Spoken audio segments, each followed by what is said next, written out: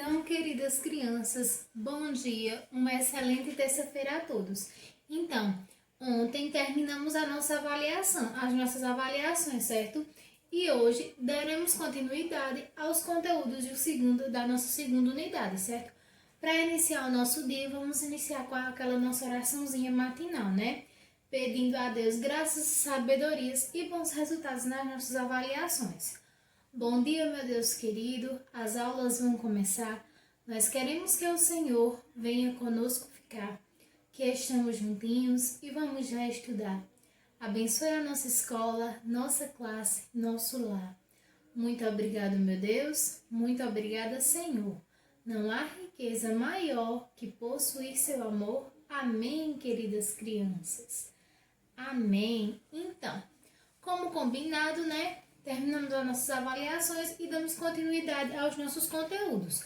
Hoje, na aula de português, nós vamos estar estudando um pouco de gramática. Lembre que a gente estudou os sinais de pontuação, como ponto, vírgula, dois pontos, aspas, parênteses, ponto e vírgula, dois pontos, travessão. Então, esses sinais servem para construção de frases e hoje daremos início aos tipos de frases, certo? Esse conteúdo vocês podem estar encontrando na página 36 do livro de gramática, certo? No livro de gramática de vocês tem frases e sinais de pontuação. Então, como falei, os tipos de frases, eles vêm em conjunto com os acentos, certo? Vamos estudar o que são frases afirmativas, negativas, interrogativas, exclamativas, imperativas e frases optativas. Lembrando sempre que estas devem advir a partir dos sinais de pontuação, correto, crianças? Então, peço aí que vocês peguem o livro de gramática de vocês na página 36, que a gente possa estar acompanhando a leitura de um texto que tem aí, certo? Que ele diz o seguinte. Só um minutinho aqui.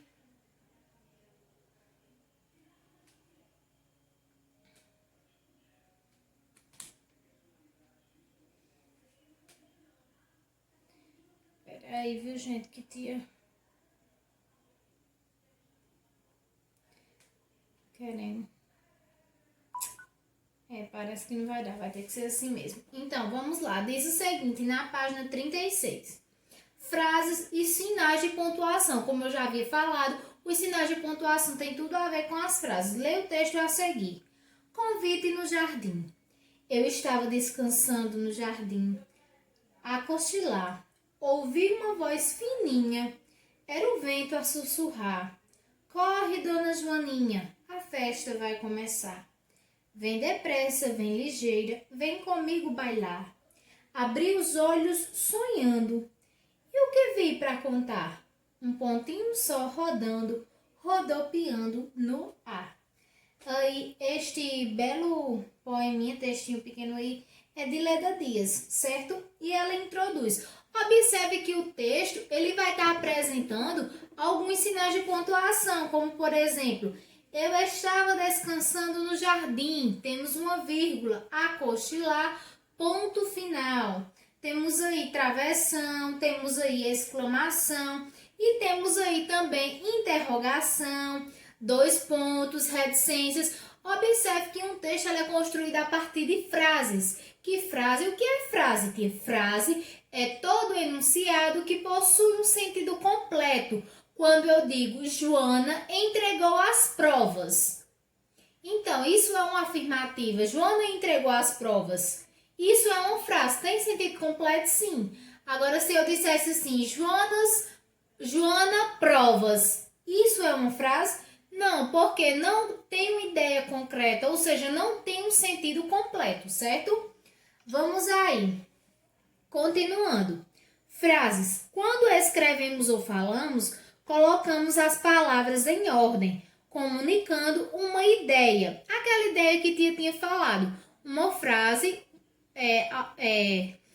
a união de palavras, mas para que haja uma frase é preciso haver sentido completo. Frase é uma construção que expressa uma ideia completa e que pode ou não ter verbos, certo? Enfim, é um enunciado com sentido completo, aquilo que eu já havia falado. Frase é todo aquele enunciado que possui um sentido completo. Por exemplo, tem aí silêncio. Tia, pode ter uma frase com apenas uma palavra? Sim, porque se tiver sentido completo, será uma frase. Por exemplo, aí temos silêncio. Eu consigo compreender que naquele momento eu não posso fazer barulho. Ou seja, a frase silêncio possui um sentido completo, certo? Outra frase abaixo, Fabiana ama Joaquim. É uma frase que também possui sentido completo. Quando falamos as frases, são marcadas por entonação de voz. Quando escrevemos as frases, são marcadas pela pontuação. Então, para que haja essa entonação na nossa voz, quando escrevemos algo, fazemos o uso dos sinais de pontuação, certo? E temos aí, lembrando os sinais de pontuação que a gente já estudou. Ponto, que a gente usa, né, aí no final de frases afirmativas, interrogação, que a gente utiliza para estar fazendo uma pergunta. A exclamação, quando a gente está designando ordem ou pedido. 2 pontos, quando a gente vai enumerar alguma coisa aí. O travessão, né, que é para indicar uma fala. A vírgula, que é uma pequena pausa na leitura. O ponto e vírgula, que é uma pausa maior na leitura. As aspas, para quando eu quero chamar a atenção de alguma frase no texto. As reticências, que eu utilizo elas quando não completo minha frase. E os parênteses, que eu uso para estar destacando ou dando informação a mais as palavras completas no texto. Temos aí, de acordo com a afirmação transmitida, são usados os sinais de pontuação para dar pausa, ritmo e entonação na frase. Aquilo que eu já havia falado para vocês. A gente usa o sinal de pontuação para dar a entonação que a gente faz na fala. Por exemplo, quando eu digo, Cauã, você comeu chocolate? Eu estou entendendo que eu estou fazendo uma pergunta. Agora, se eu escrevo aqui, vou escrever aqui, Cauã comeu chocolate. Se eu não colocar uma interrogação, a gente não consegue compreender se eu estou fazendo uma pergunta, porque fica, Cauã comeu chocolate. Entendeu? Quando tem a interrogação, dá aquela entonação. Cauã comeu chocolate? Entendeu? É isso que faz o sinal de pontuação. Ele dá uma entonação à frase no texto. Temos aí ponto final, que é usado, como eu já havia falado, para terminar frases afirmativas ou também frases negativas, certo? Quando a frase é negativa, a gente também termina com um ponto, indicando o fim de uma ideia. Por exemplo, tem aí, desejo-lhe muita sorte. O ponto de interrogação, certo? Que é usado para terminar frases interrogativas diretas, como por exemplo, você pegou meu lápis? Você comeu pão? O ponto de exclamação, certo? Que ele é usado para terminar frases exclamativas que indicam admiração, surpresa, espanto, alegria, medo. Por exemplo aí, nossa, que lindas flores! Temos também aí os 2 pontos que são usados antes de anunciar a fala de um personagem em um texto. Por exemplo, que tem aí, e Pedro disse, hoje acordei feliz. Quando eu estou fazendo uma citação, por exemplo, temos aí, bem diz Dom Heraldo Câmara, 2 pontos. Sem arriscar, não vivemos a esperança, ou seja, foi utilizada aí para dar introdução à ideia de Dom Heraldo. Dom Helder, perdão. Uma enumeração, quando eu vou enumerar itens, por exemplo, aí tem, era uma casa modesta, um quarto, uma sala, uma cozinha e um banheiro, ou seja, eu estou enumerando os cômodos daquela casa. Então, eu faço a utilização de 2 pontos. Temos aí o travessão, certo? Que é usado para indicar o início de fala de um personagem, como eu já havia falado para vocês. Hoje acordei feliz. Isso seria a introdução, ou seja, a fala de um personagem aí no texto, correto? Temos aí também a vírgula, certo? Que a vírgula é indicada para uma pequena pausa na leitura, que ela pode tanto ser usada para separar palavras e frases, como para separar lugares das datas, para separar nome de lugares em endereços, separar palavras que indicam chamamento, separar nomes de uma relação, certo? Temos alguns exemplos aí. Temos também o ponto e vírgula, que é uma pausa maior do que a vírgula, certo? Como, por exemplo, aí, morra o gato, viva a ideia. Temos os parênteses, certo? Que são usados para separar uma explicação ou uma colocação, para chamar a atenção. Por exemplo, aí, eu estava descansando no jardim a cochilar. Na verdade, já estava dormindo. E por último, também estudamos as aspas, que as aspas são usadas para chamar atenção para palavras ou expressões. Por exemplo, abrir os olhos sonhando. Citar a frase de outra pessoa a alguém que pensa ou fala. Quando eu quero falar alguma frase de alguém, como por exemplo, tia sempre costuma usar, tia sempre está colocando essas frases entre parênteses. Por quê? Porque esta frase não foi tia quem disse, ela viu de alguém, gostou e mostrou para vocês. Agora entramos propriamente no conteúdo de hoje, que são os tipos de frases, certo? Nós vimos que temos frases afirmativas, negativas, interrogativas, exclamativas, imperativas e optativas, certo? E o que diz aí cada uma delas? As frases são classificadas em declarativas, afirmativas, tudo isso, esses tipos de frases que a tia falou, né? Então, quando é que eu tenho uma frase declarativa, certo? Temos aí as frases declarativas. Dentro das frases declarativas, eu vou ter as frases afirmativas e as negativas. As frases afirmativas e as negativas estão dentro das frases declarativas, certo? Porque elas declaram alguma coisa. Enquanto que as frases, deixa eu ver aqui, interrogativas, certo? Estão em outro patamar. As exclamativas, as imperativas e as optativas. Então, dentro da classe declarativa, temos as afirmativas e as negativas. Vamos aí. Quando é que eu tenho uma frase afirmativa, pessoal? Eu vou ter uma frase afirmativa quando ela está afirmando alguma coisa, como o próprio nome já diz. E esta frase vai terminar com ponto final. Por exemplo, hoje não vou à escola. Não. Deixa eu ver outra aqui. Hoje fiquei doente. Eu estou declarando a minha frase. Hoje eu fiquei doente. Ao final dela, eu uso o ponto final. Se eu estou declarando, ela é uma frase declarativa. Temos aí um exemplo. Eu estava descansando no jardim a cochilar. E quando é que eu vou ter uma frase negativa, tia?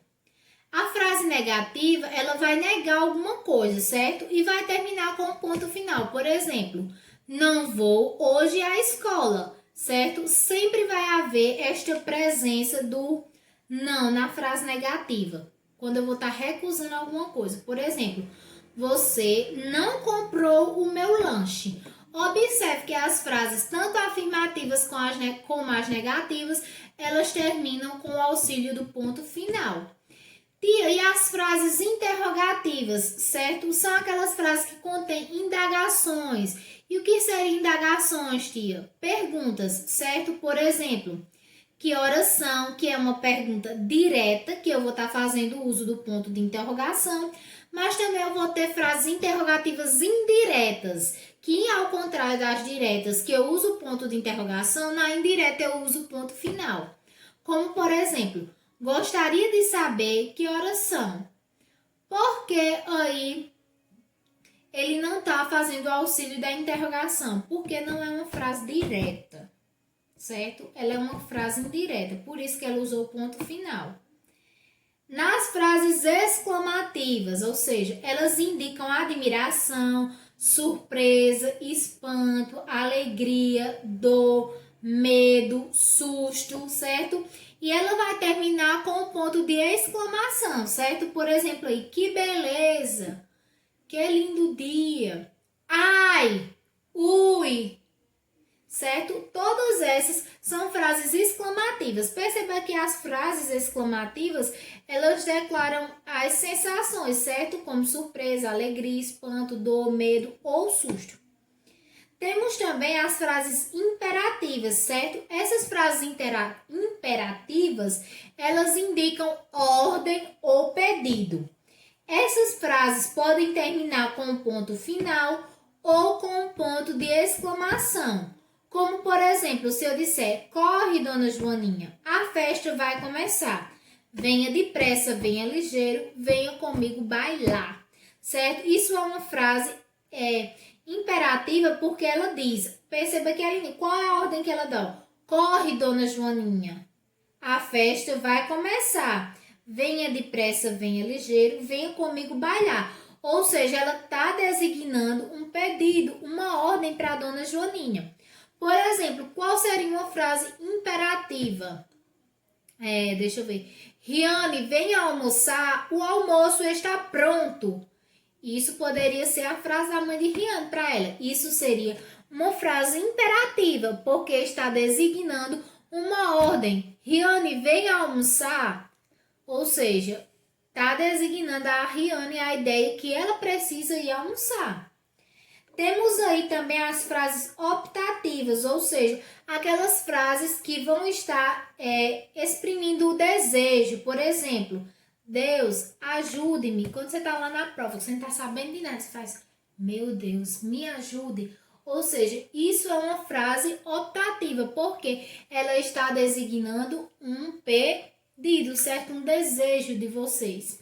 Então, Tia agora, após a explicação, vai deixar uma atividade aí para vocês nas páginas 38 e 39, certo? Deixa eu localizar aqui o apagador dela. Então, aí o exercício fica por conta das páginas. Exercício no livro